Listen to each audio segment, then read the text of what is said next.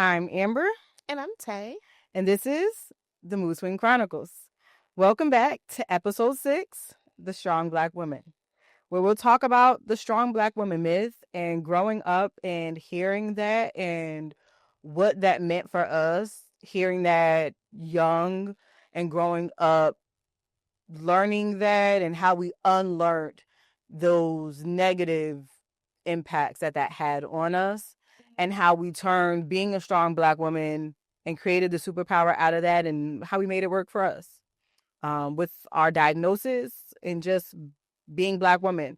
Um, Growing up, hearing the strong black woman or being a strong woman as a black woman, what did that mean to you?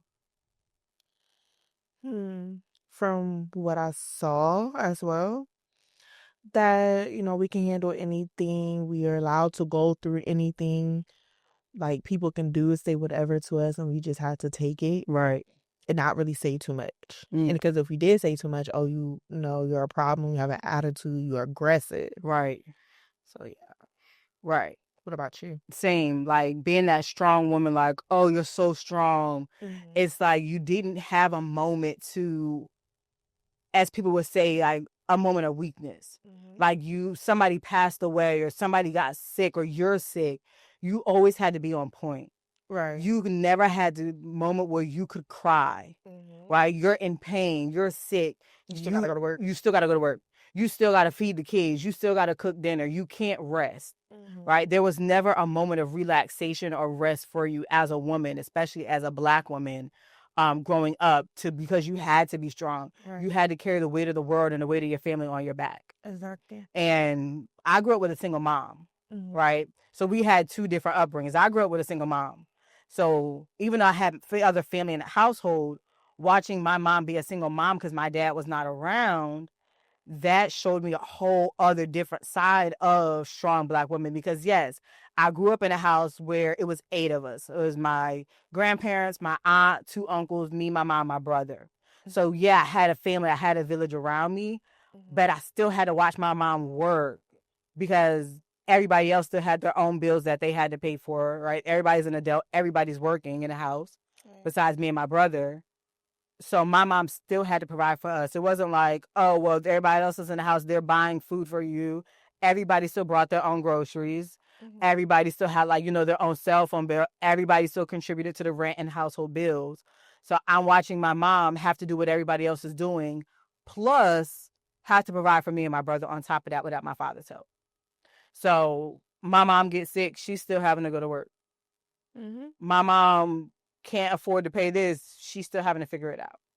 I never, knew the struggles my mom went to until I got older. And then I realized it, especially when we moved out and it was just us.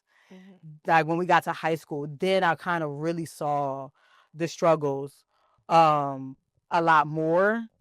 And I really got to see, and like, oh, my mom is really going through it. Like a cell phone gets cut. I'm like, hey mom, my cell phone not on. She's like, oh yeah, they making up excuses. Right. But I didn't get it. And I'm like, oh, okay. She's like, oh, something happened with, I paid it. And I'm like, not thinking anything of it, but on my back of my head, I'm just like, oh, okay, I'm not gonna make her feel bad. Right.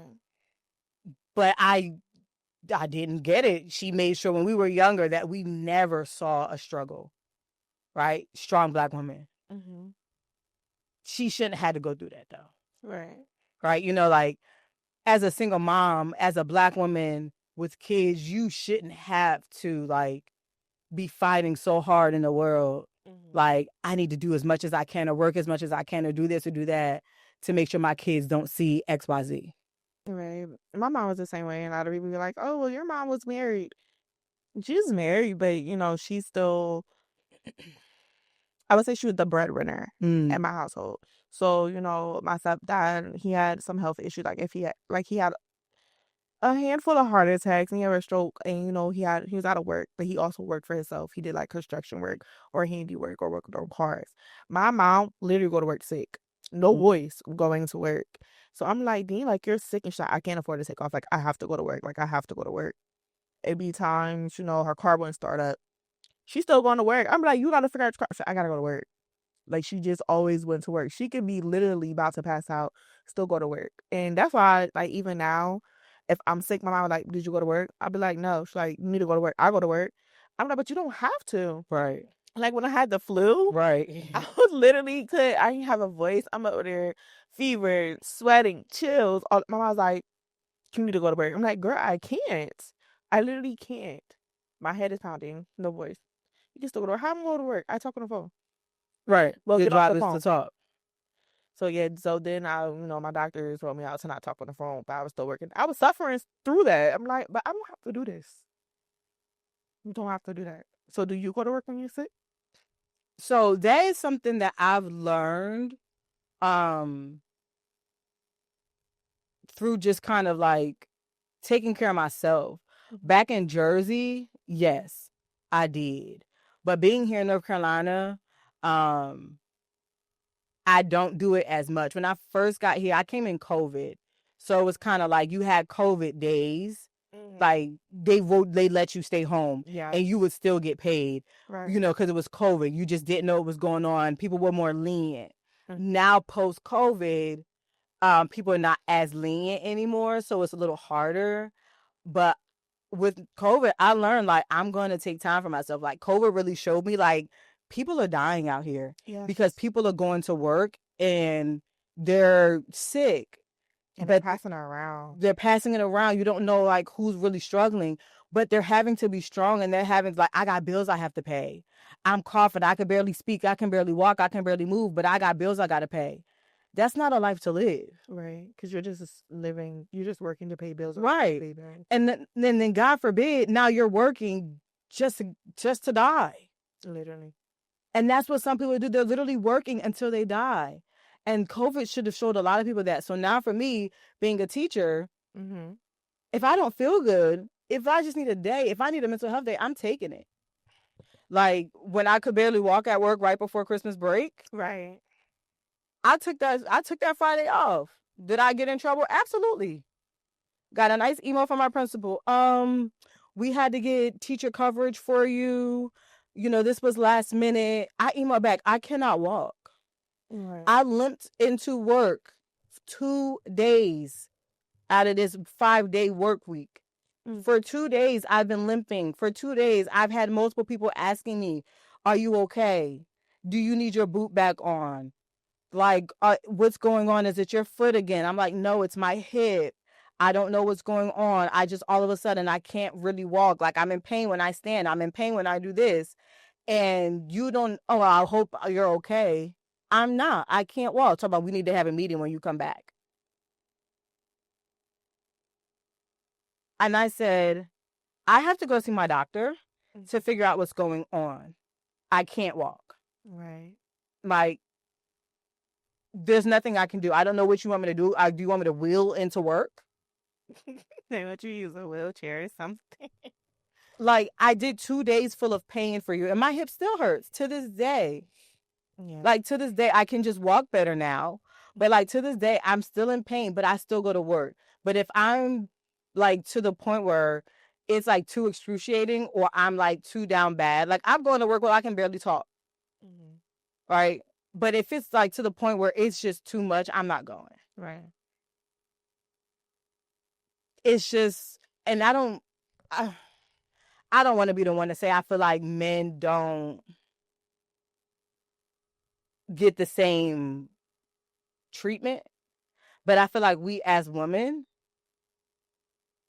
and I'm going to say especially Black women, because throughout history, we've always been the one to have been the ones that have worked in conditions no matter what. We're looked at as, oh, well, you just can't. No, I can't. I'm sick. I've had days where I was homesick when that same day where I didn't go to work, I can't walk. I had a meeting that I missed. I still joined via Zoom. I'm at home in excruciating pain.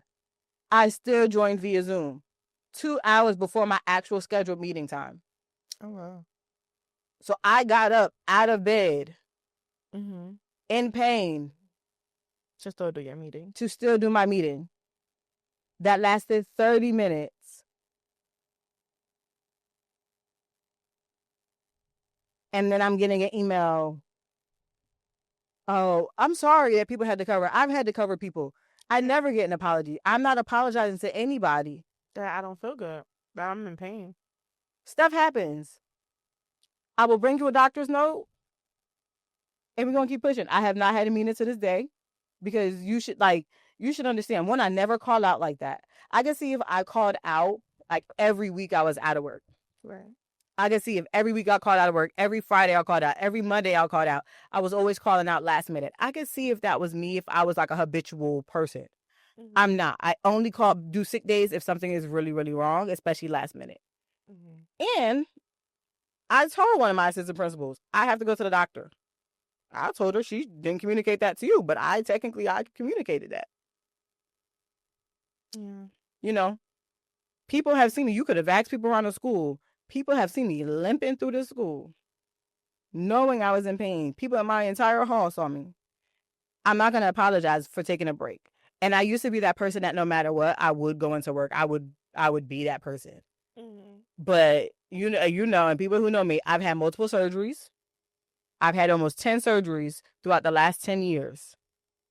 Well, 13 now, actually. You know, like, I'm going to take my break.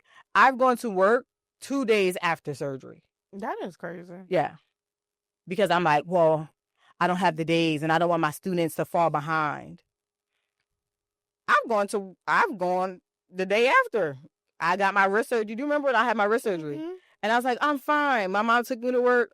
And then I had to take off the next day because I was like, why the heck would I go into work? And I just had surgery. And I was like, I don't know why you even tried to do that. Because I'm like, oh, I thought I felt fine. Mm-hmm. But I overextended myself. And I'm like, okay, I'm not going to do that. But did I ever get a card from work for Better Soon? No. Mm-mm. Did my principal ever ask if I was okay? No. Did I need anything? No. Never even said. And mind you, I'm getting surgery because I gave you a sick note to tell you I was getting surgery. To say, take a day off? No. But then when you do take that day off, then people want to say, oh, well, why would you do that last minute?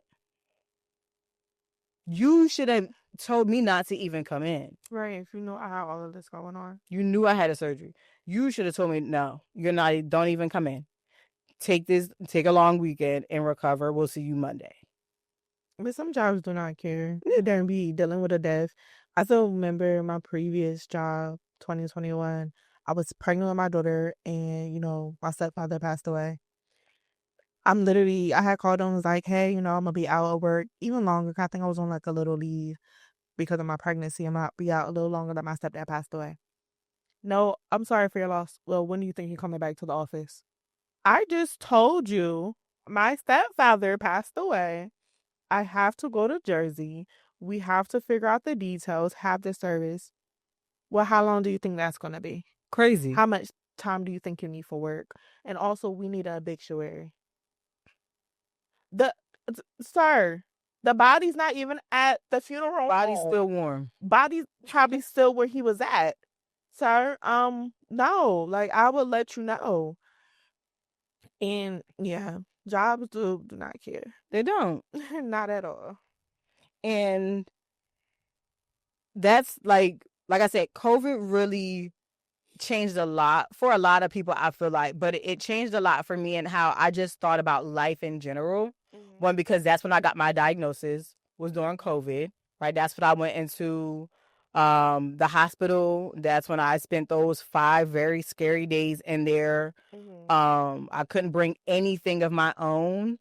Right. Usually they let you bring like your own clothes and stuff, but because of COVID, you couldn't bring anything of your own because of it was unsanitary. They didn't have a way to filter anything. So I had nothing of my own. I got this sweatshirt from there. That was all that I could change into besides like these thin scrubs type clothes that they had. Mm-hmm. It was freezing in there. Right. But it changed the way that I looked at a lot. Mm-hmm. And that made me care about like, if I need a day, I need a day. Right. Like, it's enough to be strong up until a certain point, because being too strong makes you weak. Your body can't handle it. Right. Your body will literally shut down. And I'm going to backtrack. I shouldn't say that jobs don't care. Most jobs don't care. Because my current job, especially my career manager, I'd be like, XYZ happened. She'd be like, girl, take a day, take the time you need. Right. We'll talk about this when you get back to where your home life matters more than work life. And she'll even text me outside of work, like, hey, are you okay? So it also depends on the administration and your manager and who's on your team. For sure. I will say that because my manager, a lot of managers I have at my current job are like that. They're very understanding because, one of my sons have a bleeding disorder. So sometimes I have to leave. He has a bleed at school. School don't know how to handle it. He flips off of everything, hurt his knee, emergency, gotta get him treated, wait for the nurse to come, ice him, try to see. Now he's trying to treat himself. So now I gotta stop him from trying to treat himself. So it's just a lot. So they understand that. That is something. Having good managers and good admin, people that can advocate for you, people that can tell when you're not yourself, right, is definitely something. Because there are times when you're going to try to push through it, and they're going to be like, hey, put you aside and be like, are you okay? You're not seeming like yourself. You're seeming a little off, right? You're not as peppy as you used to be. Like, I can tell your calls are not going how they normally are. Your voice, your inflection, certain things, right? You didn't say good morning like you normally do. Certain things like that. So having people that will advocate for you are good. But like advocating for yourself is the most important part about that. Exactly. Because nobody else is going to do that better than you can. And I think I don't want to say it's rooted in trauma, but it is. It's rooted in trauma for us as Black women going back to slavery, right? Like, we had to be strong for our kids, for our husbands, for the people that we're around. We had to be strong, right? We're the ones that are creating life. We're creating this lineage, and we have to make sure that even though we're going through all this, we still bring the joy. We're still putting the food on the table. We're still doing what we have to do to make sure that it's seeming as normal as possible, right? Like life is not literally ending around us. Or my son just got taken. I have to still get up in the morning and do what I have to do. And it's the same today. Like, trauma is happening all around us, to people and you still have to get up and put a smile on your face the next day because you still got other kids, or you have a husband, or you have a job, or you have yourself that you have to show up for and act like nothing's wrong. Right? And it's like, at what point do you stop being the strong one, though? And just say, like, I can't right now. I never my therapist because I was like that, especially with my sons. They be like, oh, boys supposed to be tough, they're supposed to cry, they're not supposed to. You're not supposed to see your parents cry or whatever. With my therapist, he was like, it's okay to cry. It's okay to let your kids know, like, hey, I need a moment. I'm not okay right now. So now, if I do have to cry, I used to hide it like in my closet or my bathroom. But now sometimes I still do that.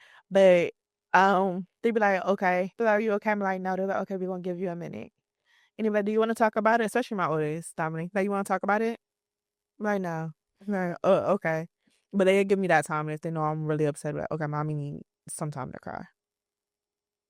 And Dominic actually, he's like, he like that I don't try to, hide it if I'm not super, like, I'm not happy. So do you ever, especially being a mom, do you ever feel guilty, like, in those moments when you just can't show up and be that strong one? Do you ever feel like bad about being like, not right now, or no, like, or I just can't, like, I need a moment? I used to feel guilty. I don't feel guilty anymore because then I had to remember, like, talking to my grandmother, my dad's mom, was just like, at the end of the day, I'm still human. Even though I'm a mom, I'm me first. And you also had to remind me that too. Like, I'm me first. If I'm not okay, how they're going to be okay. Right. So I don't feel guilty about that anymore. I'm very open with my kids. We talk. And people like, your kids talk to you, like, say that to you. I'm like, they're very comfortable. Very. My kids are very comfortable. Especially that middle one. The middle, that middle one. But they're very comfortable. So we can have those conversations. They can say stuff that some people be like, I would never say that to my mom, or I wouldn't feel comfortable saying to mom. But I created that space. Yeah. For all my children to tell me whatever. So that's when people are like, oh, well, they said this. I'm like, that's not my child. Let me talk to them. Did you say that? No, because I know my kids. Yeah. So I don't feel guilty no more. And you shouldn't. And it's one of those things like, I wonder where that guilt came from. Like, and is it like people? I guess it is a generational thing. It's like, it's passed down. You know, taking off work makes people feel guilty. Saying no makes people feel guilty. Because, you know, a lot of people like, my resolution is to say no more often. Why don't you say no now? Generation. Because I'm going to say no. That's part of the trauma being passed down. Because I get feeling bad. Mm-hmm. Like, I get feeling bad. But when it comes to you and protecting yourself, how do you feel? I don't feel bad anymore. And I had to learn that because people don't feel bad to say no to me. Exactly. That's true. So why am I feeling bad saying no to you when you can quickly be like, no, I can't do that? Can you got $20? Nope. Can you help me? Nope. There's no to everything. I can't. Because it's certain, and like we said, sometimes you just don't have the capacity for it. And that's why, like, now we like ask each other, like, do you have the capacity to? Yeah, me and my cousins do that. So be like, where's your capacity? Are you okay to listen? This is kind of heavy, or this may be like really sad. Right. And I'd be like, it's okay. It's definitely has nothing to do with me. I'm okay to listen. And I've told you, like, I'm not in the best headspace, but you can still tell me. Right.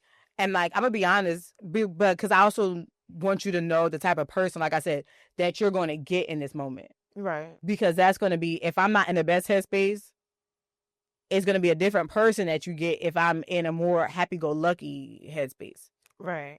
That's why I tell you, sometimes, like, this is not the moment to be emotional. This is not the time. This is the time for solutions. And that's the person you're going to get from me. And I'm like, I'll wait. Right. Like, it depends on the type of person you want right now. And Tasha, no. Okay, then I'll say it. I'm fine with that. If she not, like she said, she gonna wait. But, you know, that comes with, sometimes you can't be that strong person every time. Right. And that's okay. It's really okay. And like I said, I used to feel bad, but like, I saw my mom struggle. As much as she tried to hide it, you still seen the struggle. You still see her. As much as my mom thinks I didn't hear her cry in the showers, you still. The shower is only but so loud. Same. I put my ear to that door. My bathroom, my room was always by the bathroom. Right. So I heard everything. I might have just been like, act like I didn't hear it. I heard through my music phone. Blared up. Like, I heard, it's a lot that I heard and seen that I just act like I never did. Hear conversations when they talking to their friends, like, you know, you acting like you're not listening, but you are. Because you kids, you nosy. Yeah, and sometimes it's kind of hard not to listen where it's so loud. In this conversation, like, I have my mom recently, and I'd be like, remember, she was like, you know about that? I'm like, girl, yeah. Yeah. I just never said anything. It's not my place. Yeah. Especially, like, for me, my mom was a minister in the church growing up, so there was a lot that she did in the church, and there was a lot that I saw happen in the church that I know happened in the church that my mom probably is like doesn't even know that I knew happened at that time, or how people may have treated her in that moment. And we talk about it now, and I'm just like, how did you? She's like, well, I know. And I'm like, well, how did you just go on like nothing happened? How did you forgive them? How did you just be that person? Like, how are you so strong in that moment? Like, I just never could understand that. And, you know, she would just be like, you know, and she would just tell me like, it's just XYZ and this is how it was. And I didn't know what to believe in the moment. And it's just, I'm just like, no. And I go hard for my mom. And I'm just like, no, I don't forgive them. I don't care if you did or not. Like, no. Yeah. And she just, the way that she could be so strong in certain moments, because she was dependent on a lot in the church. So no matter what happened, she still had to be the person that she was for the people who needed her to be that person. No matter the rumors that were spread, no matter the people that talked about her, no matter the eye look she got or the eye rolls or the weird looks, like she still had to show up and be that person. Right. And it's just like, I'm so much like my mom, but in that I had to grow out of that early and just be like, I can't be everything for everybody. And I feel like that's why a lot of my friendships have gone the way they did, because I didn't show up for everybody how they wanted me to when they wanted me to, because I couldn't. And that's okay that you can't show up for everybody. And I'm learning that too. Like this morning, my best friend, she texts me, and I'm like, it was her this afternoon. I'm like, Dean, she has texted me like 3 or 4 times. I have not responded. It's not because I'm ignoring her. I don't want to talk to her. I'm going through something personally. Personal. And I don't know how I'm trying to deal with it the best way I can. And I don't want to keep talking about it. And so it's just like, hey, are you okay? I'm okay. Well, are you really okay? No, I'm not really okay. I'm not really okay. I don't know how. I don't want to cry. I don't want to do all of this. So I was just like, I've been taking time by to have to realize that I still have to check in with people, especially if they check in on me. Right. Right. So we're both in therapy. Has it helped you be strong, but learn when to be soft in your strongness still? And like when to, or I should say, when to be like not as strong, or create those boundaries on like we said, when I can or cannot be strong? It has, because like I stated before, like I have learned that I don't have to be strong all the time. It's okay for me to say I need a minute. I can't do this right now. I need some time. I need some space, without me feeling guilty. Right. So yes. What about you? It did. I feel like I kind of learned it before therapy with other people. I feel like I'm learning it more for myself though, and like with myself, how to be softer with myself and like give myself more leeway. Because for me, I am a person that I feel like I'm easier with other people than with yourself, than I am with myself. So I am that strong Black woman to myself. Like, you should be different. You should be better. You should be further by now. And I feel like I've let myself down, so I'm very harsh on myself. And I'm very more lenient on other people. Like, oh, it's okay. Like at Friendsmas and, giving people pep talks. Yeah. But me, for myself, I'm like, but you're not where you want to be. And I'm hard on myself, but if somebody else is in that same boat, I'm like, it's okay. Like, give yourself grace, but right. You're not giving yourself grace. And I can't do that for myself. So therapy has helped me to be more lenient with myself and tell myself, like, it's okay to take your time, and like where you're at now is okay. Right? You have places that you want to be, but it's all a journey. Right. All right. And like I told our friend during Friendsmas, the fact that you're alive right now means you have a chance to still get where you want to be. Like, your story's not over. There's still more to be written. Right. So every day you're alive is another step closer to getting where you want to be. And I'm trying to tell myself that more often. It's difficult because a lot of times you tell people stuff, but you don't believe it for yourself. You believe it for them, but not for yourself. So I'm trying to like believe the words that I'm telling other people because I believe it for them. Right. I'm not saying it for them because I'm like, oh, I'm saying this because it's total BS. I would truly believe it for them. But I believe for me, I'm like, I went to school 3 times because I had goals for myself. And I'm sitting here in a field that I did not imagine for myself. Right. This is not the life I thought I would have. And I'm like, I'm not where I want to be. I expect to be making way more than I am and doing way more than I am and living a totally different life than I am right now. And it's just like, why aren't you? And I feel like I'm holding myself back. And I feel like I'm being too harsh on myself. And I'm like, relax. Right. Be softer with yourself. Like, you don't have to be this strong person with yourself. Like, you're okay. And I have to remind myself, like, we're okay. We don't have to be in a total, like, state of fight or flight all the time. Right. And I feel like that's a lot of time as Black women, like, we tend to be with ourselves and with the world.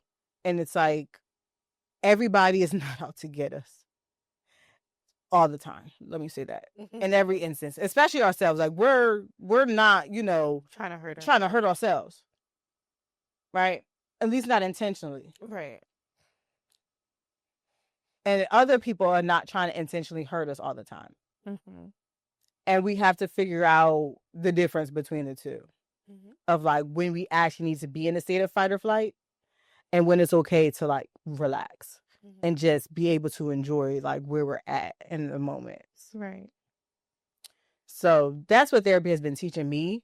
And we're getting into, I had to like order this workbook to go over my borderline personality disorder so we can dig into that. So that's my goal for this year, is to learn more about that and kind of navigating that, since that's my newest diagnosis and I'm really don't know much about that because I've never really like heard of it, people having it and what it really is. So I'm interested to learn more about that. So I'm hoping that'll help me like soften up a little bit, learning that and maneuvering around and not letting that affect certain things in my life so much that it's affecting right now. Yeah. In these next 3 years. I was about to say, you got 3 years. Yeah, because it's definitely affecting me, but I don't know, why. Right. And I feel like that's also like playing into the strong Black woman thing, is like, because I'm always having to, when it comes to other people, I make it always mask like I'm okay. Mm-hmm. Like with you, I tell you if I'm not okay or not. And I also know. Right. But with other people, I'm like, no, I'm good. Even with my mom, because I don't want my mom to like always worry. Mm-hmm. And so I'm like, no, I'm okay. My mom can always tell. Yeah. Like even I call her, like she can tell her like, oh, what's wrong? Like what's going on? By the time by the time I say hi, mom, she just be like, what's going on? Mm-hmm. But like other people, I don't like people asking me what's wrong, especially if you like, don't have any ways to fix it, any suggestions. And if you really just can't fix it, like if you say what's wrong, and I'm like, I need $10,000. Like, D, me too. That's not helping me get $10,000. Wow, that's crazy. I hope you find it. Right. I wish you luck. So what did you ask me what's wrong for? Like stuff like that aggravates me because I'm even more upset because I just told you what's wrong and you can't help. And I know people mean it for like, some people genuinely want to know what's wrong because they care. But other times it's just one of those like, hi, how are you? I'm good. There's no reason for me to actually tell you. Right. So I really don't like people ask me like, hey, how you doing? Like, hey, what's up? Hi. Mm-hmm. Have a good day. Like, that's what we can just leave it at. Like, we don't need to have a whole conversation about actual life because unless, like you said, there's something that you can actually do for me, there's no reason for us to talk about it. Yeah, let's talk about something else. And so whenever people ask, I'm always going to typically say, I'm okay. Mm-hmm. And now sometimes I will catch people off guard. And I will say, I've been better. And they be like, oh, I didn't expect that. Yeah, I got you. Now what you going to say? And they be like, oh, well, I hope you feel better. And I just like, yeah. You didn't think I was going to be truthful. Yeah. And then like, yeah, I that one caught me off guard. I bet. Well, today's been a rough day. I'm not doing well. Like when you actually answer truthfully, people get caught off guard because they always expect you to say, I'm good, I'm well, how are you? And so sometimes on certain days, I like to catch people off guard to see what they're actually going to say and what they're actually going to do, especially depending on who it is. Mm-hmm. Like, okay, if I say this, what are you going to do? Because then I'll also go to show if they actually are caring or not. Because some people say, oh, okay, that's good. You didn't even actually listen to what I just said. Right. You're just asking that because it's just a natural like reaction when you're talking to people. Stop doing that. Because you really, honestly, like, that's really a bad thing to like ask, like, hey, how are you? If you really don't care how people are, I feel like you really shouldn't ask that. Because somebody really might need to talk. Mm-hmm. And I've had people say, "Hey, how are you?" And I'm like, "I've been better," and they're like, "Oh, okay, that's good."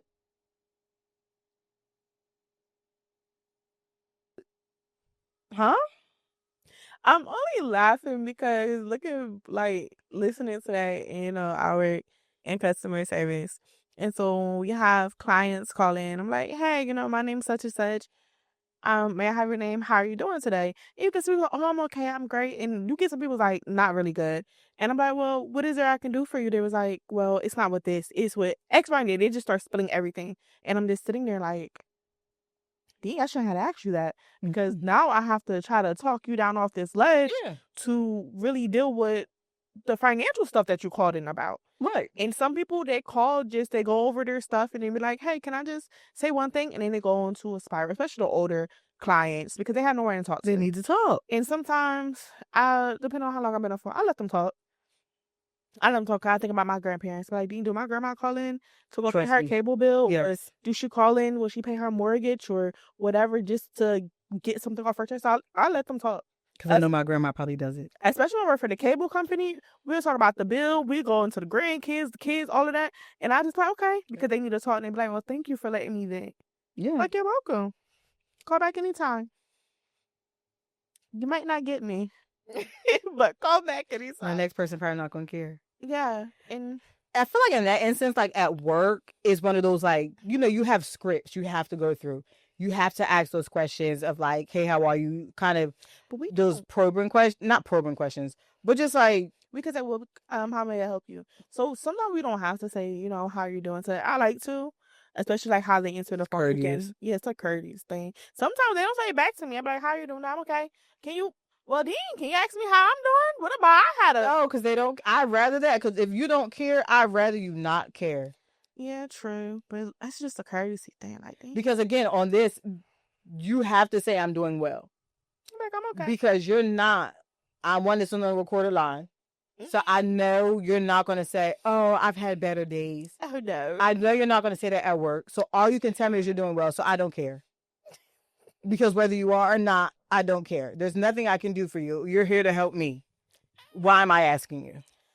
Just to be nice. Just be nice to people. It's not unnice, though. It's not like you're not being nice. I feel like you are being nice, because if I'm asking you how you doing, you can ask that back. But that's your job. It's not my job to ask you how you doing. It's my job to ask you how may I assist you. So then you don't need to ask. But sometimes they just, I don't know. So then you don't need to ask. Ask them, how may I help you? If that's your job, you can cut that out your script altogether then. How can I help you? Hi, my name is Tay. Can I get your first and last name? Perfect. How can I help you? I'm still asking how they doing. But I know which, because I usually talk to the same people. I'm not gonna say who I talk to, the same people. So I know which person I can ask how you doing. I know the girl stay big. So I have learned that. I'm like, okay, well, I can ask Susie how she doing. But Tim, I'm not asking him, because I know he's not gonna ask me. And he's gonna be mean. And you can typically probably tell, depending on how people answer that phone, like, oh, they in the mood. I'm like, hi, how you doing? Guys, can you just, okay. Well, we in that mood today. Okay. And just have to go with it. It don't let you sound a little too happy. Oh, that irritates people. And I learned to be nice, nasty. Yeah. Like, oh, it's going to irritate you. So I do that even outside of work. When I see my neighbors, I know which ones like don't really like me. Like, hi. I'm like, kill them with kindness. Have to. And I'm also learning. I learned in therapy. I don't do that. To be nice to people more. I might say hi when I don't usually say hi. I had to learn that down here. Some people just be meaning a hi. You don't know what's be going on in their head. I can be the one that stopped them from shooting up a grocery store. Just like, hi, how are you? You know what? They'd be like, X, Y, and Z. I'm like, oh my gosh, feel so bad. I know what you're going through. Extra. They might just turn around, not go shoot up the grocery store. So try to be nicer, Amber. Just say hi. Hey, don't look at them like that. I don't like that. I've been down here, it'll be almost 6 years in June, and I still have not gotten old. Like, I still don't like that everybody says hi in passing thing. I don't need you to speak to me. It's certain people you can get the vibe that you can say that to. I'm not gonna sit here and say like every time somebody say hi to me, I say it back. I don't. I just be like you get that smirk. I don't want to do that. Like even going into work, like good morning, good morning, good morning, yes. good morning. Like, I was never that. I don't need to. I just passed 20 people. I don't want to say good morning 20 times. I do a general hello, and if you're not there for the general hello, especially like especially my old job, we in our team cubicle section. You're not there for the general hello. You have to come say hi to me. I'm not. But like in my job, I can't do that because I'm walking into a school building. Yeah. And my classroom is on the other side of the school from where the teacher parking lot is. Put in headphones. So I'm literally walking from one side to the other. Blast music. So it's like, good morning, and I'm hi. Get a sign. Like say hi, good morning. I said that in a staff meeting one time. I'm like, I'm not a good morning person. I don't need y'all to say good morning to me. Like I don't need it. Because sometimes it's not a good morning. Right. And that to me, like that's part of to me being that strong person. Like sometimes I don't want to say it. But then I feel rude and people then they look at you like you're rude. But it's like, is that a boundary? Like to be like, is that a boundary I can create? To be like, I don't want to say good morning if I don't feel like good morning. But I think people also have to realize, especially down here, everybody's not from the South. I had to tell one of my coworkers, he was just like, you don't say good morning to everybody. I said, where I'm from, somebody say good morning. They look, it's not good morning. Nobody's randomly walking down the right saying good morning. Smilings. You go where you need to go and mind your business. Right. Not in everybody's business. Be like, oh my God, you see this person crying. You want to help, but you're like, I don't know, it might be a setup. Yeah. Let me keep moving. Yeah. Somebody come up to you, start talking. You need to be watching around you. Like, yeah, something's gonna happen. And that's what I'm saying. Like, it's really sad. But being from up north, like, people are not friendly most times for no reason. Like, they want something or they're going to do something. Like, if I don't know you, especially in Trenton, depending on where you're at in Trenton. Oh, yeah. Like, if I'm passing a section and you come up and talk to me and I don't know you, don't speak to me. I'm scared. Like, there's certain parts of, like, certain places you just don't go to. And they tell you that, like, don't go here. If you don't know anybody or you're not with anybody from this place, you don't go. If you have to pass here, you just pass. Don't look nobody in the eye. You keep going. Because stuff gonna happen. And I'm out walking, hey, good morning. Good morning.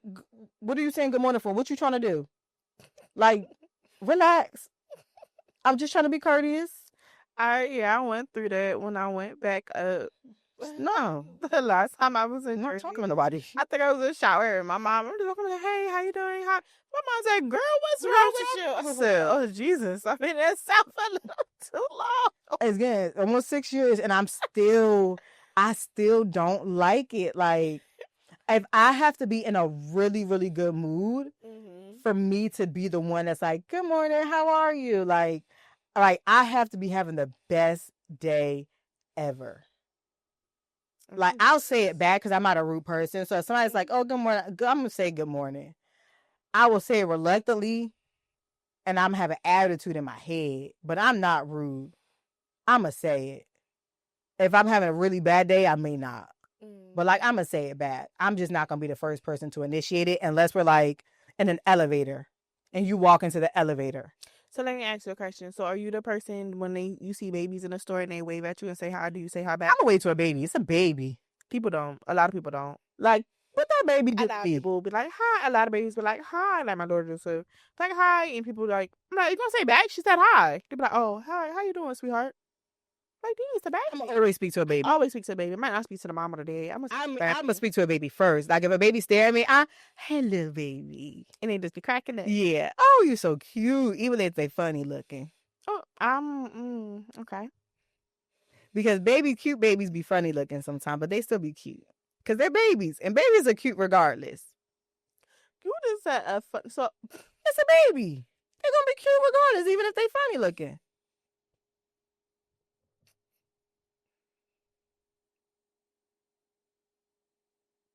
No.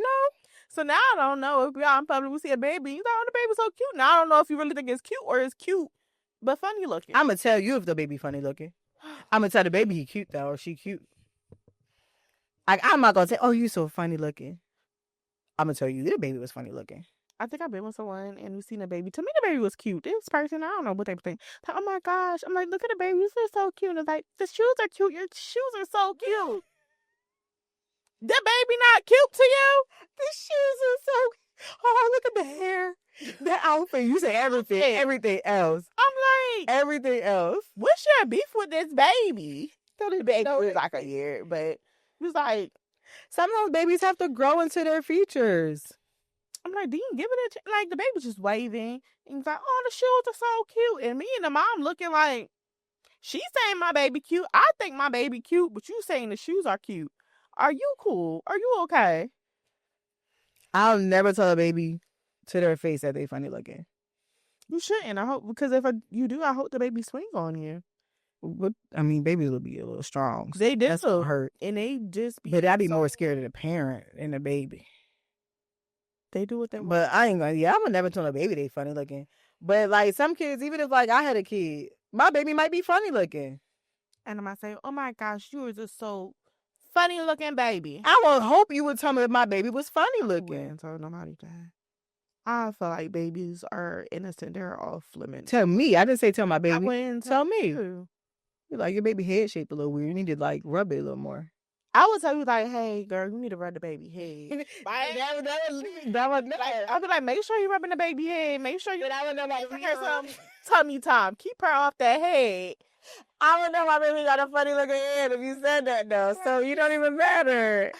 Like, just make sure you like do the tummy time. But make sure every time they feed in her, rub the head. You're supposed to mold the head. But that's something people say though. So when people say that to me, I was like, oh, maybe. But my kids have big heads. Yes, they do. And I tell you, your kids have big heads. But I tell them they have big heads. Because you have a big head. They got it from you. The boy's dad has a big head too. So they got it naturally. They got it naturally. And I'm calling big head and they call me big head. And we just go about our business. Tasha teaches her kids how to roast. Let's put this out there because I don't want to try to think that Tasha is like mean to her kids. I'm really not. Tasha to me. Tasha teaches her kids how to survive. Yes, because in this world with other kids, because kids are mean. Kids are mean. I work in the schools. Kids are mean. You gotta teach your kids how to fight back without actually fighting. And my kids are nice. Most of them are. The middle one, the oldest one is very nice. He's the sweetest ever. And the younger one, the youngest, sweetest. Well, Tatum. Oh, he's not the boys. The boys. The boys are, yes. Tatum and Dominic are very, very sweet. So sweet. But Tatum is just her. That's the shady one. Yeah. Giovanni, he can be sweet. He really can be sweet. But he got that smart mouth. He got a smart mouth. But I had to teach him how to roast because they were coming home telling me what kids were saying to them. I said, what you said back? Right. He was like, I didn't say nothing. Say something back. I said, well, my cousins taught me how to roast. But I did it maybe too early with the little one because he was around. And I told everybody this because he still makes fun of me for it. We went to go register him for kindergarten. And I had to take the birth certificate.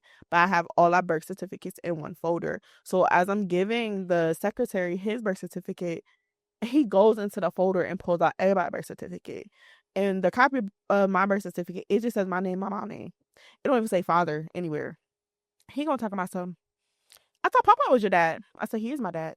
He said, no, he's not. If it's not on paper, you don't have a dad. I said, what are you talking about? He's like, look, see, my dad, Giovanni dad name, Dominic dad. He's like, we all got the same dad. He's like, Indy dad, you don't have a dad. Not on paper, you don't have a dad. I call my dad. I said, we need to figure out how to get your name on birth certificate. Because ain't no way this boy telling me I don't have a dad because it's not on paper. He's like, what are you talking about? I said, you're not on my birth certificate. He's like, I know you're my child. I said, not to this 6-year-old. Tatum just said, I don't have a dad because you're not on here. Yes. He was just like, the fact that you let a 6-year-old bully you into that. The fact that he's like. The fact that he even thought about to say, I don't have a dad because he's not written. Yes, he said, you don't have a dad. If it's not on paper, you don't have a dad. I said, my dad has always been there. He said, it's no proof. It just says mother. He kind of right. And then he got mad because my mom was telling him that her real name was Samantha. And he said, this name started with a T. So who's Samantha? I said, y'all don't want you to know her real name. I said, until you figure out what that name say, then you won't know. Because the name don't look what it is. Right. So yeah, so to him, every time we get into it or I tell him something, he get mad. Like, that's how you don't got no dad. Because, it gets in my feelings. But I be like, Dean, I really taught you how to roast. So I'm proud of you. But now I'm upset because why would you say that? But I feel like that's also like an upbringing thing. Being from up north, it was something that you learn young. Yeah, my cousins taught me. Yeah. And they also taught us how to fight. We would have WWE SmackDown on the 3rd floor. Me and my younger cousin. I know that sounded crazy below. Oh my gosh. Well, my grandparents had 3 floors and they'll be on the 1st floor. So unless you're on the second floor, or unless one of us come downstairs crying, which was usually one of my younger cousins, because one of the cousins I'm really close to, she will always beat him up, like always beat him up religiously. And the other one, my cousin Sterling, he would just be like the referee. But as soon as that little cousin, he go downstairs crying. What is y'all doing up there? Nothing. He just crying we don't know why he crying. Right. And then he'll come back and say, why you go downstairs crying? Go in the bathroom, fix yourself up, and then go downstairs. Right. Like, we having fun. We're teaching you how. We're just fighting. It's teaching you how to survive out here. It's cousin fun. Just real fun. But my sons, they fight each other. And they only fight each other when they, like, they're boys. They get mad. And sometimes I let them duke it out. I ain't gonna lie. Sometimes you got to. As long as nobody's really seriously getting hurt, sometimes you have to. I gotta let you figure it out. Problem solve. Then I hear them get over. Oh, like, okay, now y'all really fighting. No, right. I gotta break it up. Right. You'll never let it get too bad. No. Because you're not about to beat each other up. But Tatum coming crying. Tatum coming crying. But Tatum, yes, he crying. I don't know why. But Tatum's like, he's very sweet. He's very soft. Tatum be crying over nothing sometimes. But yeah, Tatum's not the fighter. He's the lover. It'd be the other two that be fighting. And but I commend Dominic because it took Dominic a while to fight back. It took a long time because I always tell everybody the story too. Giovanni was little. He was probably like a year old. They was playing tag and Dominic went to tag him and he pushed him and he fell on this part of where the dining room went into the kitchen at my parents' house, and Giovanni cut his eyebrow open and it just kept bleeding. Like, he had to get like little stitches. It just kept bleeding because of his bleeding disorder. And after that, Dominic really wouldn't play with him, wouldn't really, get too physical with him. But now that he's on his regular treatment plan and Dominic be having them sit here, he's like, well, if he in school, nobody gonna care about this. Dominic be getting him. I'm like, just don't hit him in the stomach or the head, please. Anywhere else we can deal with. No stomach, no head. Dominic be getting him. He do. And that's what making him so mad because Dominic, we beating him up. Because he used to be beating Dominic up because Dominic wouldn't hit back. And the size difference is crazy on him, so. Because Dominic about taller than me. And I'm proud of, I really am proud of him though, because he really has progressed to stand up for himself. Yes, a little too much because he be getting in trouble in school now. But I be giving him a little leeway because that teacher, she's yeah. I'm like, just don't be disrespectful. Right. If she called you out, because she always messing up his name, calling him Dominique. I said, we can call her a different name. He's like, I can call her Miss Bad Wig. I said, boy, no. He's like, but it do. It look like a Party City wig. Boy, how do you know what a Party City wig look like? He must have heard somebody say that. That's what my dad called him. He don't even know what Party City is. No, pretty sure he don't even remember. Party City in the closed. That child. Okay, last question. Okay, a Party City wig is wild. A Party City wig is wild. Because I know what the teacher looked like. Because I took him to the classroom to meet the teacher. Party City wig. So now I'm looking. Party City wig. If you could redefine strength in their own words, what does strength look like?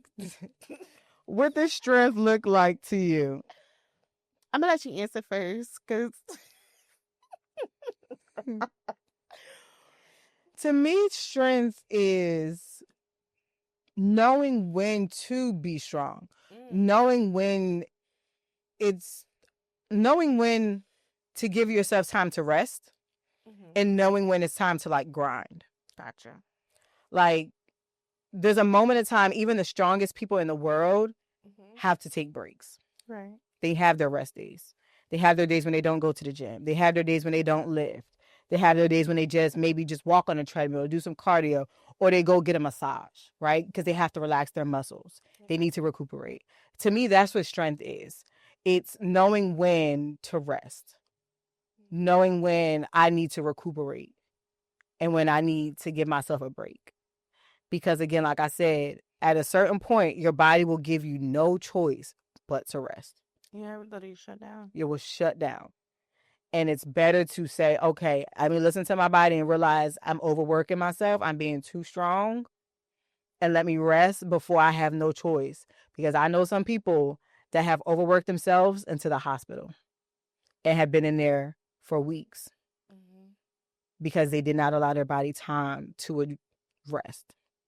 So to me, strength is knowing when not to actually be strong in that moment, and knowing when to rest, and knowing that it's okay to actually rest. Mine is like to give yourself grace. Because like you said, you're hard on yourself. I was really hard on myself. Like I was super hard on myself. Like I have to do all of this. I'm like, no, you don't. Right. So yes, allow yourself grace. Give yourself grace. You don't have to do everything in one day. You don't have to do everything by yourself, because that's also what I'm learning as well, especially like when it comes to groceries. I don't like making more than one trip. And somebody will be there, be like, I can help you. I'm like, no, I got it. I have to allow, okay, you can, when I help, you can help me. I don't have to carry everything by myself. I don't have to do everything by myself. So yes. Grace. Grace. Grace and rest. Yes. I like that. Strength equals grace and plus rest. That's good. Because giving yourself grace it's important. Because like we said, you can't be strong all the time. Right. You can't be 100% all the time. And you can't be everything for everyone. You cannot. And you have to know that it's okay and not beat yourself up about it. And to know that it's okay to take time to rest, to not do anything. Yeah. And to just be nothing for nobody. That's literally what I did yesterday. I was supposed to do some stuff. Yes. I literally slept. I was just like, she did. Gosh. And played that dang game. Oh, my kids. I'm driving. My kids and my sister. I was playing GTA. My kids. I was like, Tasha, get off the game for a second. No. And I see why men just be like, oh, this is really fun. Tasha was playing that game. And it felt good to see her happy for a second, but I needed her to focus for like 5 minutes. I'm like, just give me a sec. Like, you have all day to do this. I was at work. I'm like, you had all day when I was at work to do this, and you didn't do it. So I need 5 minutes for us to do some work right now. Also, because I think the kids had just went to the gym. Like, the boys went to the gym with my sister. So I had like, friend wasn't over it. Yeah. Baby girl wasn't home. But silence for like an hour and a half. So you should have did the work earlier. I said, girl, take a nap. I took naps to listen to true crimes to fall asleep. I'm gonna go home and play that game too. Until next time, thank you for joining us at another week of the Mood Swing Chronicles. Protect your peace and take care of your mind. We'll see you next week. Bye.